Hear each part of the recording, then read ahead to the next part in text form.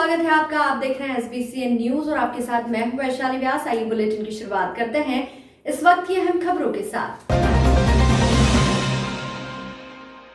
मंगलवार को दोपहर में नीमच जिला कलेक्ट्रेट कार्यालय में जनसुनवाई के दौरान मनासा तहसील के गांव कंजाड़ा चौकड़ी के किसान शिवलाल धाकड़ पहुंचे, जहां उन्होंने शिकायती आवेदन दिया। आवेदन में बताया कि उनके 3 हेक्टेयर जमीन में गेहूं, सरसों और लहसुन बो रखा है, जबकि गिरदावरी रिपोर्ट में केवल चना दर्शाया गया है। वहीं पंजीयन की तारीख भी 25 फरवरी अंतिम है। ऐसे में किसान के सामने समस्या खड़ी हो रही है। किसान ने कलेक्टर से मांग की है कि जल्द से जल्द उनकी समस्या का समाधान कर उसकी परेशानी को हल किया जाए। वहीं कलेक्टर ने उचित कार्रवाई का भरोसा किसान को दिया है। कंजाड़ा पठार गाँव चौकड़ी मैंने ये पंजीयन करवाने के लिए वहाँ पहुँचा तो वहाँ मेरे 3 हेक्टेयर ज़मीन है।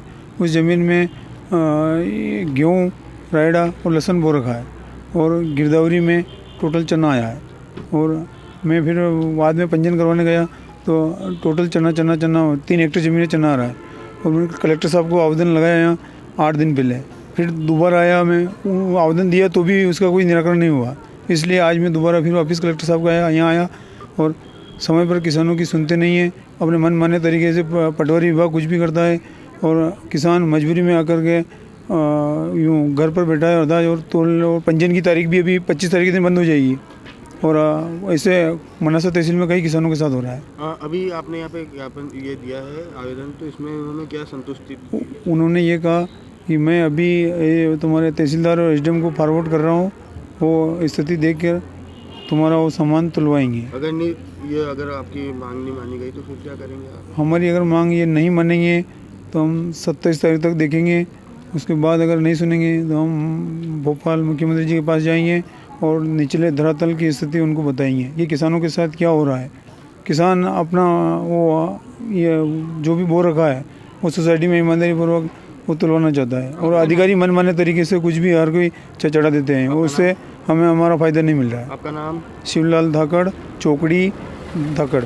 मंगलवार दोपहर नीमच जिला कलेक्ट्रेट कार्यालय में धनेरिया कला गांव में आने वाली शक्ति नगर और द्वारका पुलिस कॉलोनी की महिलाएं पहुंची, जहां उन्होंने मूलभूत सुविधा, सड़क, बिजली, पानी को लेकर एक शिकायती आवेदन नीमच जिला कलेक्टर के नाम दिया। आवेदन में मूलभूत सुविधाओं के साथ साथ कॉलोनी का विलय नीमच नगर पालिका में करने की मांग की है।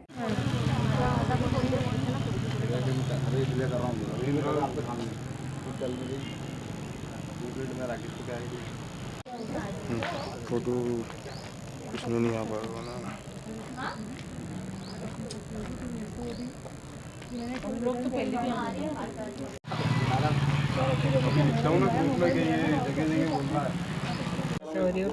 हम लोग द्वारकापुरी विस्तार से आए हैं और हम लोग है ना पंचायत गए थे, तो वहाँ हमने सरपंच को फ़ोन लगा के बात करी थी फ़ोन पे। तो सरपंच बोले कि ना, बोले मेरे पास टाइम नहीं, मैं अभी नहीं आऊँगा। तो मैंने कहा कि जहाँ यहाँ 40-50 औरतें आई हैं अपना घर का काम छोड़ के और आपके पास टाइम नहीं है, तो हम आपके घर आ रहे हैं। तो बोले आप 4 घंटे पंचायत में बैठो या 4 घंटे बोले मेरे घर आके बैठो। बोले मुझे उससे कोई मतलब नहीं है। तो हमने बोला कि हम आपकी शिकायत करेंगे। तो बोले कहीं भी शिकायत कीजिए, बोले मुझे उससे कोई मतलब नहीं है। आप क्या चाहते हैं? हम चाहते हैं कि है ना हमारी कॉलोनी नगर पालिका में आ जाए बस। नगर पालिका क्या क्या समस्या भी वहाँ आ रही है? हमारी रोड की समस्या है, पानी बिल्कुल नहीं आता है, गंदा पानी आता है, लाइटें भी, स्ट्रीट लाइटें भी आए दिन बंद रहती है, चोरियाँ बहुत होती है हमारे यहाँ। यदि अगर आपसे मदद नहीं मानी गई तो क्या करेंगे आगे? नगर डिमांड है कि मानेंगे वेद अपनी। हाँ, कॉलोनी वेद है, यही मानेंगे और क्या है। आपका नाम? ज्योति यादव। वो शक्ति नगर से आए हैं, लेकिन हमारी कॉलोनी में इतनी गंदगी हो रखी है, ना साफ सफाई वाली आ रही है, ना कोई झाड़ू निकालने वाली आ रही है। वहाँ जबकि कलेक्टर से है, वहाँ से उनको मिलता है, लेकिन वो साफ सफाई के लिए एक दिन में नहीं आते। आपकी क्या समस्या? हमारी ये समस्या है, रोड खराब है, नालियाँ टूटी हुई पड़ी है, नलों में नालियों का पानी आ रहा है और कई बार बाथरूमों में विस्तार में पानी भर जाता है, नालियों का पानी आने लग जाता, निकलता नहीं है। तो उसके लिए गड्ढा खोल के और पाइप तोड़ना पड़ता है। वो गड्ढा वेद है अवैध है? वेद है। हम सभी हाँ, हम यही चाहते हैं कि हमारी कॉलोनी को नगर पालिका हैंडओवर करे और हमें पूरी सुविधा मिले। अभी तक आपने इस समस्या को लेकर कहाँ शिकायत? कई बार करी है, हम ये 4थी बार आ रहे हैं यहाँ। इससे पहले आपने कहाँ करी? वहाँ के अधिकारी ने क्या कहा? सचिव ने तो कहा हम तो वोट मांगने आते नहीं है। हम सिर्फ बोर्ड से हमें कोई लेना देना नहीं है और हम सिर्फ लाइट चालू करा देंगे। आज आपने कलेक्टर साहब को अवगत करा और चोरियां भी हुई है, 3-4 जगह वहाँ पे चोरियां हुई है। आज लाइट आपने कलेक्टर साहब को अवगत करा यहाँ से क्या मिला आपको? क्या बोले कलेक्टर साहब? जांच के आदेश देंगे। आपका नाम? आशा शर्मा। मंगलवार दोपहर में नीमच जिला कलेक्ट्रेट में जनसुनवाई के दौरान नीमच सिटी के कोर्ट मोहल्ले की महिलाएं बड़ी संख्या में पहुंची, जहां उन्होंने पेयजल की समस्या को लेकर एक शिकायती आवेदन कलेक्टर को दिया, जिसमें बताया गया है कि विगत कई महीनों से उन्हें पेयजल की समस्या से जूझना पड़ रहा है और उनके नलों में पानी नहीं आ रहा। इस संबंध में उन्होंने क्षेत्रीय जनप्रतिनिधियों के साथ साथ नगर पालिका के जिम्मेदारों को भी अवगत कराया, मगर अब तक उनकी कोई सुनवाई नहीं हो रही है। गर्मी बढ़ने के साथ साथ पानी की भी समस्या बढ़ती जा रही है और ऐसे में आने वाले दिनों में उनके लिए हालात और भी मुश्किल हो जाएंगे। उनका कहना है कि कलेक्टर महोदय इस ओर ध्यान दे और जल्द से जल्द उनकी समस्या का निदान करे। वहीं उन्होंने ये भी कहा कि कलेक्टर ने उन्हें उचित कार्रवाई का भरोसा दिया है। हम नीमच सिटी से आए हैं और पानी भर भर के ला रहे हैं, सिर पे तोक के ला रहे हैं, पर पानी हमारे बिल्कुल नल में बिल्कुल नहीं आ रहा है। कहाँ से ला रहे हैं पानी? पानी पीछे वहाँ से लेके आ रहे हैं, नल चल रहे हैं, टंकी पे से लेके आ रहे हैं, एक दूसरे के नल पे से भर रहे हैं। 5 बजे उठ के पानी भरते हैं। 5 बजे उठ के पानी लेने जाते हैं। कितनी दूर से लाना पड़ रहा है? बहुत दूर दूर से लेके आते हैं, एक दूसरे के नल पे जाते हैं, हमने भर के लेके आते हैं, पर हमारे नल नहीं चल रहा है। आपने कहाँ शिकायत करी इसको लेकर? अभी नगर पालिका भी गए थे, अभी यहाँ पर भी आए यहाँ क्या बोलते हैं? कलेक्टर साहब के कलेक्टर साहब ने क्या कहा यहाँ? वो बोल रहे कार्रवाई करेंगे। सिटी से आए, कोट मोहल्ले से घाटी पर। पुराने नल तो हमारे कब से काट दिए, 1-1.5 महीना हो गया। नया नल दे रहे, पानी ऊपर आ ही नहीं रहा है। कहाँ से पानी लाते हम? तो आपके कब से समस्या आ रही है? 1.5 महीना हो गया है। अभी क्या पीछे तो पुराने नल चलते हैं, हमारे कब से कर दिए, 1 महीना हो गया, 1.5 महीना को ना गया। पानी की तो उसकी समस्या है कि बस नहीं। तो अभी आप पानी को लेकर कैसे क्या व्यवस्था कर रहे हैं? लाते हेडपम्प से, टैंकर आता है, टैंकर भी पानी नहीं चढ़ता है। तो इस समस्या को लेकर आपने किस को अभी तक अवगत करा दिया है? कलेक्टर के पास गए थे अभी हम आवेदन देने। उन्होंने क्या बोला? कि अभी कार्रवाई करेंगे, कार्रवाई करने की बोला। मंगलवार दोपहर में नीमच जिला कलेक्ट्रेट कार्यालय में जनसुनवाई के दौरान नीमच जिला कलेक्टर मयंक अग्रवाल को मनासा तहसील के गांव हामाखेड़ी के रहने वाले किसान चंद्र प्रकाश धनगर ने लहसुन की फसल पर कीटनाशक छिड़काव के बाद फसल नष्ट होने से हुए नुकसान की भरपाई और दोषी कीटनाशक विक्रेता पर कार्रवाई करने के लिए आवेदन दिया। किसान का कहना है कि उक्त कीटनाशक का छिड़काव करने के बाद उसकी लहसुन की फसल पूरी तरह से नष्ट हो गई। इस संबंध में कृषि वैज्ञानिकों ने भी माना है कि फसल में 100% नुकसान हुआ है। वहीं आवेदन पर उचित कार्रवाई का किसान को भरोसा दिया है। मेरे को यह समस्या आ रही है कि मेरा नाम चंद्र प्रकाश पिता बगदीराम जी धनगर निवासी हामाखेड़ी तहसील मनासा जिला नीमच का रहने वाला हूँ। इस वर्ष मैंने क्या है कि रामपुरा तहसील के गांव सोनडी के किसान भगीरथ पिता कावड़लाल जी निवासी सोनडी के खेत में 12 बीघे में लहसुन की फसल बोई थी। तो उसमें क्या है कि मेरे को खरपतवार नाशक दवाई की आवश्यकता होने के कारण मैं मनासा के राठौर बीज भंडार अशोक उर्फ गोवर्धन पिता बंशीलाल जी राठौर निवासी पावटी से खरपतवार नाशक दवाई ले गया था। उस दवाई से मेरी लहसुन नष्ट हो गई। तो खेत वाले ने कुछ ज़मीन खेत के अंदर रखी थी उसमें कि इसमें दवाई मत डालो, तो वो लहसुन आज भी व्यवस्थित खड़ी है और जो दवाई डाली है वो लहसुन जमी दोज हो गई। तो मैंने पहले 3 महीने से कार्रवाई कर रहा हूँ। तो पहले तो इन लोगों ने कृषि विभाग मनासा DDO वगैरह किसी ने मेरी सुनी नहीं, फिर जाके उसके ऊपर कार्रवाई हुई। तो फिर उसके ऊपर कार्रवाई होने के बाद में इन्होंने यहाँ पे कृषि वैज्ञानिकों वगैरह को भेजा था। तो कृषि वैज्ञानिकों ने बोला है कि 100% नुकसान हुआ है और उनको बताया मैंने कि ये इसमें लहसुन में दवा डाल रखी और इसमें नहीं डाल रखी। तो उन्होंने बोला 100% दवाई से नुकसान हुआ है और आपने देख लिया कि ये दवाई से कितना नुकसान होता है कितना नहीं होता है। तो ये उस विषय में मैं फिर तीसरी बार कलेक्टर कार्यालय में आया हूँ कि मेरी आपने क्या कार्रवाई की है और अगर कार्रवाई होती है तो ठीक, नहीं कार्रवाई होती है तो मैं कमिश्नर साहब उज्जैन के पास जाऊँगा और CM श्रीमान मुख्यमंत्री शिवराज सिंह को जाके पूरी नीमच जिले में मनासा तहसील की स्थिति बताऊँगा कि एक मेरे किसान के साथ क्या हो रहा है। पहले बहुत सारे लोगों के खेत हो गए लेकिन इन लोगों ने सुनते ही नहीं, और मैं एक जागरूक किसान होने के बावजूद में इतना चक्कर काटने के बाद अगर मेरी सुनवाई नहीं होती है तो उक्त आने वाले दिनों में न्याय से पब्लिक का भरोसा उड़ जाएगा। इसलिए मैं नए कलेक्टर साहब का हाथ जोड़ के निवेदन करना चाहता हूँ कि निष्पक्ष कार्रवाई की जाए और जो वास्तव में हाँ दवाई से नुकसान हुआ है तो उक्त दुकानदार के ऊपर कार्रवाई करवा कर मुझे न्याय दिलाया जाए। अभी और तक आपने कहाँ शिकायत कर दी इसको लेकर? मैंने अभी तक रामपुरा तहसील, मनासा अनुविभागीय अधिकारी राजस्व, कृषि विभाग मनासा, कृषि विभाग उप संचालन नीमच, कलेक्टर कार्यालय नीमच, इन जगह और रामपुरा थाना सभी जगह शिकायत कर चुका हूँ मैं। और अब इन लोगों द्वारा अगर क्या सुनवाई होती है और खेत वाले से मैं 125 कुंटल लहसुन की मांग की जा रही है मेरे ऊपर, तो और 4 लाख का मेरा खर्चा उस खेत के अंदर हो चुका है। तो अगर ये लोग अगर उसके ऊपर कार्रवाई कराते हैं तो ठीक है, अगर नहीं कार्रवाई कराते हैं मैं कमिश्नर साहब से संपर्क करूँगा। पहले तो क्या हुआ कि उस दुकानदार को मंगलवार दोपहर नीमच जिला कलेक्ट्रेट कार्यालय में मनासा के जीवन नगर की रहने वाली महिलाएं बड़ी संख्या में पहुंची, जहां उन्होंने नीमच जिला कलेक्टर मयंक अग्रवाल के नाम एक ज्ञापन दिया।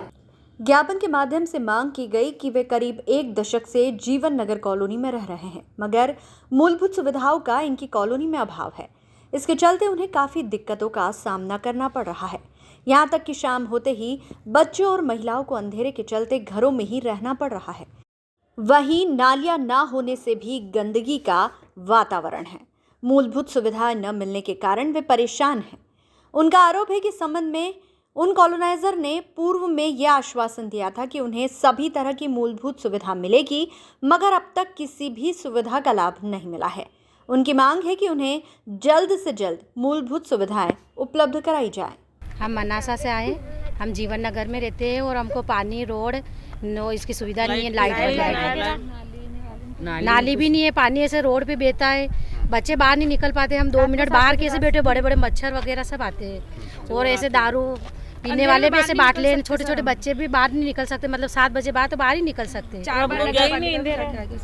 ऐसा अंधेरा रहता है। तो 11 साल बोलने था ना मैडम, एक बोलो तब क्या स्थिति थी और क्या वादे कर रहे थे आपसे कॉलोनी? हमने तो मकान लिया तो बोले कि हम आपको मतलब सब सुविधा हो जाएगी, जबकि हमको है जिसने मकान बना के दिया वो कौन है, नाम बताओ ना उसका, किसने कॉलोनी काटी? अशोक गुलाटी ने काटी। मंगलवार दोपहर को अखिल भारतीय धोबी महासंघ द्वारा संत शिरोमणि गाडगे जी महाराज की 145वीं जयंती महोत्सव बड़े धूमधाम से मनाई गई। रजक समाज द्वारा दोपहर गाडगे जी महाराज के चित्र पर माल्यार्पण कर स्थानीय टाउन हॉल दशहरा मैदान के समीप से एक विशाल वाहन रैली निकाली गई, जो शहर के प्रमुख मार्गों से होती हुई पुनः दशहरा मैदान पहुंची, जहां समाज की प्रतिभाओं का सम्मान समारोह एवं वरिष्ठ प्रबुद्धजनों का उद्बोधन कार्यक्रम आयोजित किया गया।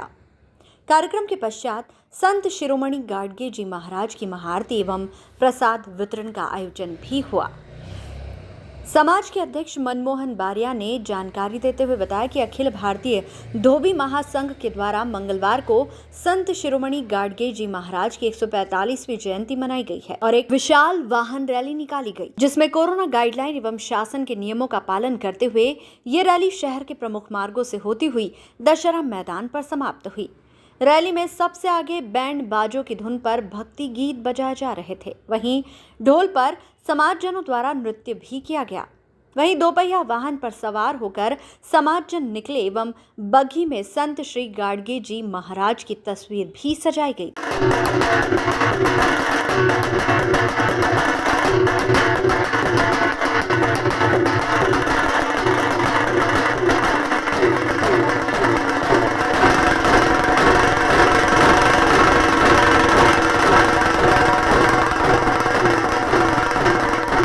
कर्मियों की रजक समाज के आराध्य देव संत शिरोमणि श्री गाडगे जी महाराज की जन्म जयंती बड़े ही उल्लास से मनाई जा रही है। क्या ऐसा विशेषता है, कितने सालों से मनाई जा रही है? गाडगे जी महाराज ने अपना पूरा जीवन मानवता की सेवा और ऊंच नीच की भावना खत्म करने में ली और शिक्षा की तरफ विशेष ध्यान दिया है। पूरा जीवन अपना उन्होंने उसी पे लगा दिया और कई उन्होंने धर्मशाला बनवाई है, कई स्कूल बनवाए हैं। वो हमारे आराध्य देव है, हम उनके चिन्हों पर चलकर समाज का उत्थान कर रहे हैं।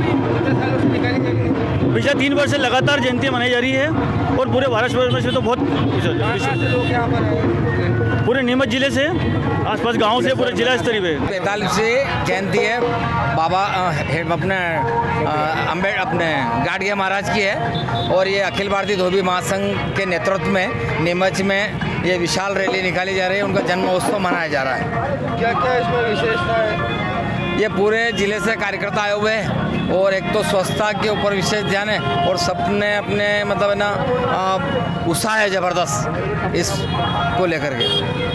कितने सालों से निकालते आ रहे हैं? ये नीमच में तीसरी बार है पर पूरे भारतवर्ष में जन्म जयंती ज़बरदस्त मनाई जाती है। महाराष्ट्र में तो ऐतिहासिक मनाई जाती है और भारत सरकार ने जो गाड़गे महाराज है उनको राष्ट्रीय संत की उपाधि दे रखी है और स्वच्छता के साथ साथ शिक्षा की तरफ भी उनका बहुत ज़्यादा ध्यान दिया है। प्रदेश युवक कांग्रेस के निर्देश पर विधानसभा यूथ कांग्रेस के तत्वावधान में पीपलिया मंडी में आयोजित पुतला दहन कार्यक्रम में पुलिस व कार्यकर्ताओं की जमकर खींचतान हुई।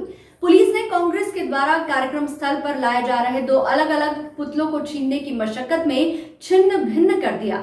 कांग्रेस के कार्यकर्ताओं ने भी हार नहीं मानते हुए पुलिस की नजरों से बचकर तय स्थल से कुछ ही दूरी पर तीसरे पुतले को जलाकर औपचारिकता पूरी कर ली।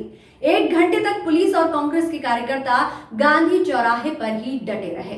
भारी मात्रा में पुलिस बल देख लोग भी अचरज में रहे। दरअसल दोपहर 3 बजे पीपलिया मंडी के गांधी चौराहे पर युवक कांग्रेस द्वारा मुख्यमंत्री के पुतला दहन कार्यक्रम किया जाना था। सूचना मिलने से पहले ही पुलिस बल तैनात हो गया था। धीरे धीरे 25 से 30 कांग्रेस जन इकट्ठा हो गए। मुख्यमंत्री शिवराज सिंह चौहान व भाजपा के खिलाफ नारेबाजी करने लगे। तभी 1-2 कार्यकर्ता टीला खेड़ा की ओर से मुख्यमंत्री का पुतला लेकर आए तो पुलिस ने पुतला छीनने की कोशिश की। सभी कांग्रेस कार्यकर्ता भी पहुंच गए। पुलिस व कांग्रेस जन की खींचतान में पुतला छिन्न भिन्न हो गया। तभी कहीं से कोई दूसरा पुतला ले आए तो पुलिस ने उसे भी नष्ट कर दिया। बाद में सभी कांग्रेस जन पुलिस के खिलाफ नारेबाजी करने लगे। कुछ देर बाद गांधी चौराहे के समीप लखारा गली की नुक्कड़ पर कुछ कांग्रेस कार्यकर्ताओं ने तीसरा पुतला फूंक दिया। पुलिस ने बुझाने का प्रयास भी किया मगर कांग्रेस जनों ने पुलिस को रोक दिया। इस दौरान पुलिसकर्मी पानी भी लेकर आ गए मगर खींचतान में पानी भी व्यर्थ गिर गया। बाद में कांग्रेस जन वहीं पर नारेबाजी करने लगे। टीआई शिव कुमार यादव पुलिस बल सहित उपस्थित थे।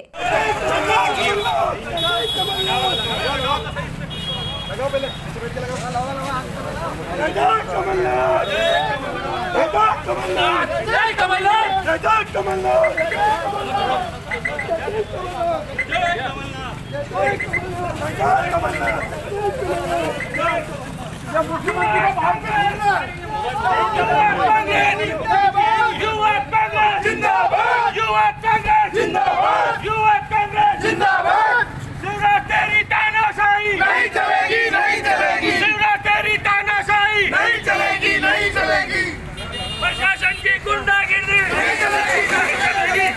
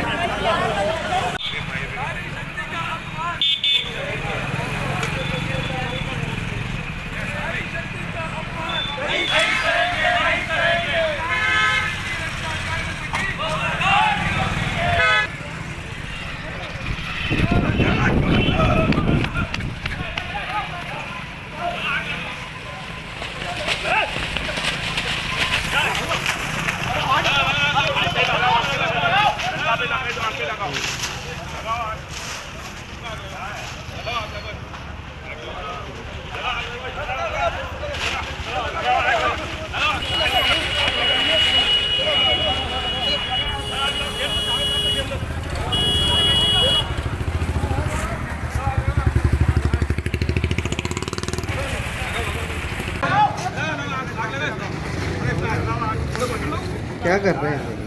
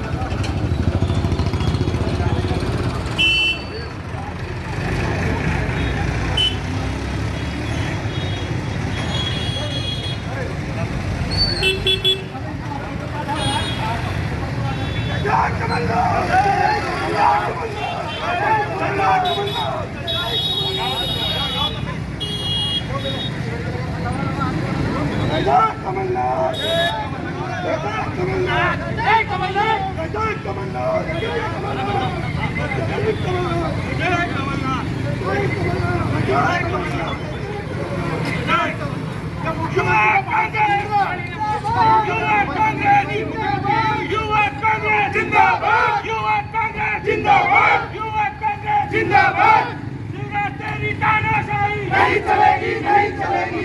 तेरी तानाशाही नहीं चलेगी, नहीं चलेगी। प्रशासन की गुंडागिर्दी नहीं चलेगी, नहीं चलेगी।